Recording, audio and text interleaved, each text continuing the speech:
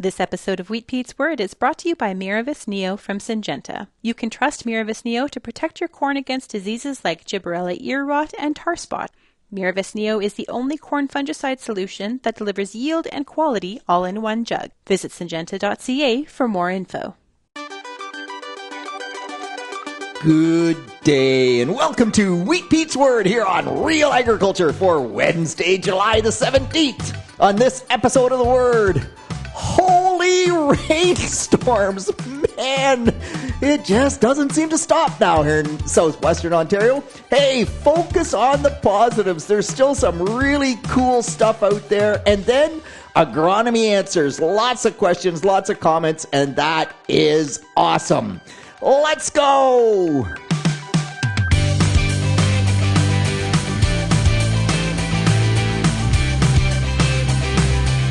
Yes, holy rainstorms. So Watford in the last 2 days getting 7.5 inches. That's 190 millimeters if you want it metric, give or take, in 2 days. That's incredible.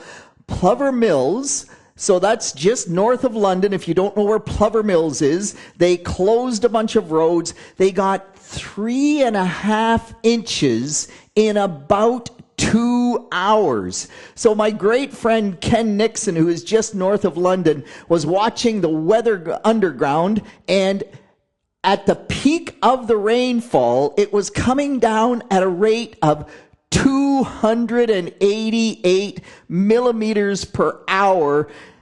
For the Americans listening, for the standard people listening, that's 11 inches per hour. Had it rained for a whole hour, they would have gotten 11 inches of rain. That's unbelievable. Fortunately, it did not rain for an hour. That was at the peak. But this really is why we're having so many problems with the weather that we're having right now. The total rainfall is more than we need. But by the way, more than we need down here. And to the grower at Lindsay who called in and said, oh man, last week I said the dry areas needed the rain. The caller said, we did not need any more rain. We have too much rain now. Fair enough. But there are still places where this rainfall is almost perfect. As you go north of Goderich, they were not wet. They could use the rainfall. And so they are having, in some cases, almost ideal weather.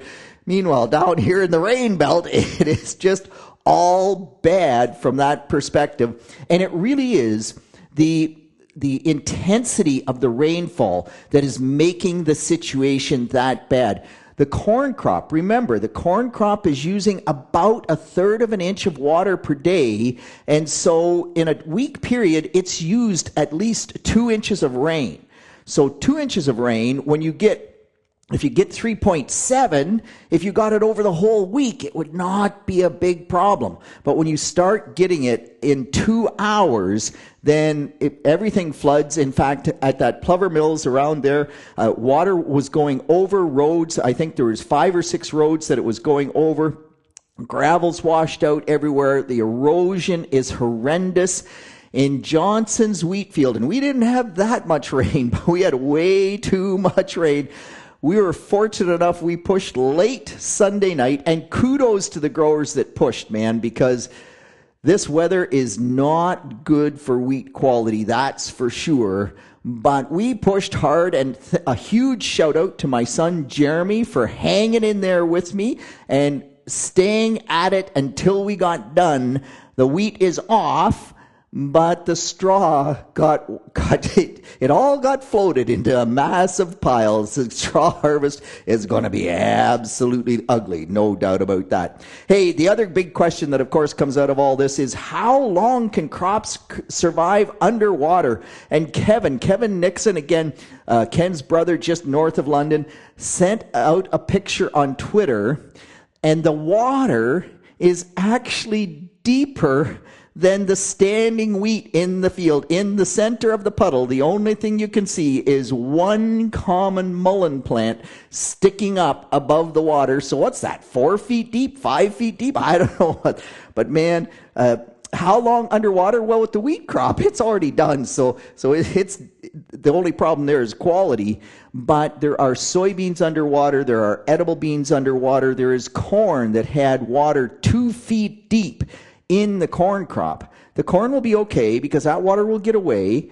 The edible beans, we have root rot in the edible beans like crazy. And so we will talk about that in terms of how do we manage that. But in terms of just how long any crop can stand underwater, it's 48 hours, give or take. And the bigger the crop, the less time it can stand underwater. So if you have a big crop, it's underwater, it runs out of oxygen faster because the bigger plant is using more oxygen. So in some cases, 24 hours is typically all that we can really tolerate without having big negative impacts. Okay. The other thing that I want to change gears because, man, all of that is just bad, bad, bad. And everybody's going, oh, my gosh, the sky has fallen. Prices are in the doldrums. Now the wheat crop's gone to crap. Man, Johnson, you are just a real bundle of joy. No, there are incredible positives. So Woody, down at near Dresden, Woody's wheat crop, 138.8 bushels per acre. Another grower at Thamesville. Now remember, these are lighter soils, and so a wet year is actually good for them because they don't get standing water as much. But another grower at Thamesville, 133 bushels per acre, 68-pound test weight wheat. Best wheat that grower has ever grown. So there are some real positives. Here's another real positive. I love this story because Cohen, his first wheat field, only at 115 bushels per acre, and he's very disappointed because he thought it looked like at least 125. Cohen back up. The hot week took at least 10 or 15 bushels away from the wheat yield. So that could have been 130 bushel wheat. And by the way, Cohen's dad, Rob, I talked to him. And you know, when Rob and I started out, man, if you got 60 bushel wheat, you were really doing something. Meanwhile, now Cohen is almost double that, and he's disappointed. That to me is a real positive story. Hey, there is also, despite the fact the edible beans, lots of root rot, lots of tough-looking ones, where they are good. Kevin sent me a picture of 30-inch edible beans. I think they were kidneys, if I'm not mistaken, either kidneys or crayons. They had yet to start flowering, 30-inch wide rows, and the rows were already full. That is one massive edible bean crop. That is going to need fungicides for white mold, baby. You better be on top of that. No doubt about that. And hey, some other really cool stuff, just as we talk about corn. Paul up at Matheson, I talked about the corn tasseling early last week. Matheson. Now, Matheson is in northern Ontario, and most of us would say, gosh, Paul, you should not even be growing corn at Matheson. Like, come on. His 2,300 heat unit corn, 21 to 2,300 heat unit corn, started tasseling on July the 10th. Planted under plastic mulch in middle of May, July the 10th, full tassel by July the 16th. Man, that's awesome. Going to have great corn at Matheson if that's when it's going to tassel for sure, because that's early. That's what we want. And the other real plus for Johnson, maybe not for the rest of you, but for Johnson. So Sharon from Mitchell sent me a picture of her harvest helper. So this is her oldest son driving the combine, harvesting their yen plot. And this same child, when they were much younger, insisted, and for who knows why, but absolutely insisted on planting wheat in their flower bed and then harvested the wheat out of their flower bed. They are a wheat person. Sharon, thanks for that. Man, that's a real pick-me-up for Wheat Pete. Okay, I want to move on, and I want to talk some cool stuff. And by the way, for anybody out there that comes across cool research or neat stuff or just send it to me because I love this stuff. So a huge shout out to Dave, Lisa, and Jeremy. They sent me an article called The Gold Mine of Wheat. We will link that article in the post because there's so much great stuff. But it talks about Arthur Watkins, who back in the 1920s tried to collect all wheat varieties from all over the globe, really was very adamant he had to have those. Ended up with 827 kinds of wheat. There's a great collaboration between the Chinese and the UK, the Brits, and they have actually managed to sequence the DNA from all 827 kinds of wheat. Modern wheat is only using 40% of the genetic diversity that exists in that entire pool of genetics. So lots of genes to investigate, to look at. Can we have drought tolerance, heat tolerance, salt tolerance? Salt tolerance they're actually working on.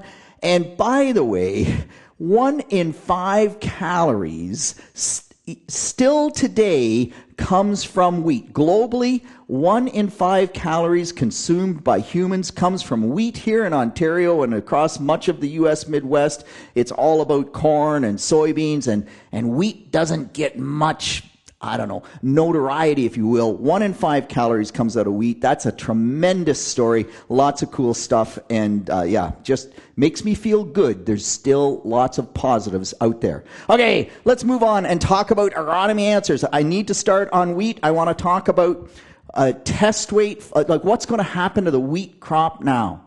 So first off, test weight will drop. And by the way, there are some huge genetic differences in where the test weight starts from in the varieties that we have out there. So 25R64, awesome yielding variety, but its one weakness, or one of the weaknesses, I'm sure it has others, but is low test weight to begin with. Every time wheat re-wets, you lose 1 pound per bushel in test weight. So if you have a variety that starts off low, you may well start to see downgrades account test weight. Again, I'm not knocking R64. It has excellent yield. That's one of, there's no perfect variety. That's just an example of a weakness there. Next is sprouts. And Kevin sending me a picture this morning of his soft white winter wheat already with sprouts. The falling numbers, so sprouts and falling number are really related, the same thing. At the mill, they don't care about sprouts. They only care about falling number. At the elevator, because most elevators don't have a falling number machine, they rate sprouts because the two are somewhat related. Regardless, the falling number on the soft white wheat was already dropping to the point where it was borderline. The falling number, the critical falling number is 250. That's 250 seconds. We won't get into the nitty-gritty of that, but the falling number, 250, it was already on soft white, dropping down into the, close to 250 range. After all this rain, almost for sure, a lot of soft white is going to be in tough shape from a falling number standpoint. Even the soft reds and the hard reds will be lower. How much lower will depend on how long it stayed wet and how mature that wheat was, and again, genetic differences in where they start on falling number as well. So you're just going to have to take it off and hope. Mildew and black point are also probably going to show up. So lots of challenges. On the falling number issue, one of the tricks, and I wouldn't have believed this a few years ago, but it's real. If you have a falling number of 240 and critical is 250, if you bin that wheat, if you put it in the bin and store it for 3 or 4 or 6 months, and you probably need the bin for corn and soybeans, so that may not be possible, but regardless, sometimes it will rebound 10 or 15 seconds, or points, if you will. So if you're at 240, you may get enough rebound to get it to 250 or 255. Plus, if the mill is really scrambling for wheat, the wheat that's close to 250, they can still use. They have to add things to it, and it makes it more expensive to use, but it absolutely is still millable just based on additives and on how much other good wheat there is out there. Okay, I want to move on, and here's a great news story, but it also drives home the point that we've talked about, that what else is in the jug matters. So an announcement from Bayer, and thanks very much to Kane for sending this to me, but Bayer has registered or gotten registration for Husky Pre. So in Western Canada, it is now a pre-burn herbicide for control of tough weeds like kochia, which is resistant to a lot of chemistries in crop out there. But Husky is the exact same ingredients as Infinity here in Ontario and across Canada. And you kind of go, well, what's the difference? The difference is that in Husky Pre, they've used much more aggressive surfactants, and there's no crop safeners. So they get better control because they're getting more of the herbicide into the weed, and they don't have to worry about crop safety. But man, if you used Husky on or in the wheat crop, yeah, you could see some pretty significant phytotoxicity. So this all goes to say that when we talk about glyphosate, that what else is in the jug matters. This is the same kind of thing. What else is in the jug matters, but cool as well that we have some chemistry out there to tackle kochia in Western Canada, because it's tough. There's no question about that. Hey, if you're spraying, the agronomist, not this week's agronomist, but last week's agronomist, Tom Wolfe, Jason DeVoe, talking about sprayers. Tom did just a super job talking about delta T and how that impacts the evaporation of spray droplets. Delta T is pretty common in Alberta and maybe much of Western Canada. We don't even, in Eastern Canada, we don't even talk about delta T because our humidities are mostly high enough. It's not a big issue. But again, we'll link it in the post. Watch that, agronomist. There's some really great stuff that will help you if you're spraying, I think, to do a better job. Root rot and edibles. Andy saying, okay, Peter, so got some satellite imagery, and you can just see in the low spots it's starting to go off. We've had too much water. What about added nitrogen? Man, by the time you get significant root rot, now, Andy, in your case, because you can't see it visually from the road, maybe a little added nitrogen in those low spots where there's still roots left will help. But man, if you have bad root rot and edible bean fields out there that are severely affected, there are dark green patches and there are patches that are just yellow as the phone book. Or if you don't know what a phone book yellow is a duck's foot, we will say. Those plants have no roots left. Adding nitrogen just simply can't help. The only thing that helps is if you can actually cultivate when it's dry enough to pile more dirt up around the plant, and then the plant can try to grow roots on the stem that you put dirt there, and that's above the root rot. And if it never gets wet again, which is highly unlikely, you might actually do some benefit. But adding nitrogen most of the time just is not a root rot benefit. It makes you feel good. It just won't add much yield from that perspective. Hey, gibb in corn. So Ohio doing an excellent job of looking at a predictive model for gibb or dawn in corn. And they use temperature and relative humidity. We haven't played with that here, or Dr. Dave at least hasn't released a model here in Ontario. I would say it's looking very much like with all the moisture we have, probably we're going to be at high risk for gibb in the corn crop. And certainly the Ohio predictive model, based on Ohio weather now, remember that changes, just a few miles away, we know that. But regardless, anything tasseling from July the 13th till July 19th was at very high risk of having dawn in the corn crop. So I think fungicides this year between tar spot and the gibb risk, boy, we're in the rain zone down here in southwestern Ontario. I really think we're going to have to pay attention and do our best to get those fungicides on. And not probably, in edibles and in soybeans likely as well. Okay, I want to move on and just quickly talk about the Maritimes, because we have resistant European corn borer in corn in the Maritimes, and hopefully we can not get it coming west, but almost for sure it will. Regardless, if you're scouting your corn in the Maritimes, and you are using genetic resistance to European corn borer, which almost all hybrids have, not all, but almost all. If you are seeing shot hole, those concentric rings, because the European corn borer lay their eggs, the larvae go down the whorl, and they feed down in the whorl, and in that process, the leaves are curled up. They go right through that curled up leaf. When it unfolds, we have concentric holes across the leaf, or shot holes. Man, if you have that, contact somebody, tell them, let's keep a handle on the resistance. Let's try to prevent it from spreading as much as possible. Murray, your oats lodged, they'll still go to maturity fine. Yeah, the yield will be impacted, and there is a ton of oats that have lodged.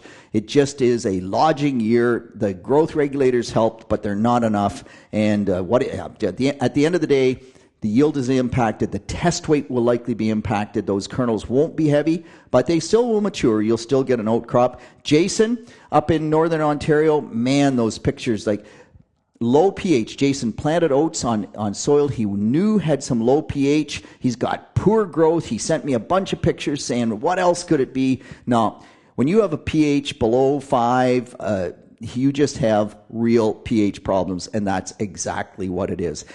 Mark from Michigan, test weight. No, low test weight will not impact the vigor of the wheat seed, the standability of the crop that you grow, or the yield potential of the crop that you grow. Now, low falling number or sprouts, that if it sprouts in the bin, or pardon me, on the head, and you harvest sprouted wheat, then that can reduce the vigor slightly. It'll still be okay, but that could reduce the vigor slightly. But low test weight, zero impact on any of those things. Just drive on. Jeff, combining wheat with green stems in it, underseeded to clover, no chance. By the way, great clover catches this year. Way to go. The clover is unbelievable. But if you have clover, you can't use glyphosate as a harvest aid. And Jeff's saying, what are the tips for harvesting wheat with green stems in it? Oh, Jeff, there's no real tips. Go slow. Keep the combine tight because you got to grind those seeds out. Try to do it in the heat of the day because the rest of the straw will be drier and it will make it easier. Cut it as high as you possibly can to get less green in, but those are about it. There's no real good answer in that particular situation. And with that, once again, way over time. Way to go, Wheat Pete. Always long-winded. On behalf of the team here at Real Agriculture, this is Wheat Pete with the word for Wednesday, July the 17th. Keep the questions, the comments, the feedback coming. I love it. And as long as you keep doing that, I will talk way too long again next week. See you then. Bye now. Thank you for downloading this episode of Wheat Pete's Word, brought to you by Miravis Neo from Syngenta. You can trust Miravis Neo to protect your corn against diseases like gibberella ear rot and tar spot. Miravis Neo is the only corn fungicide solution that delivers yield and quality all in one jug. Visit syngenta.ca for more info.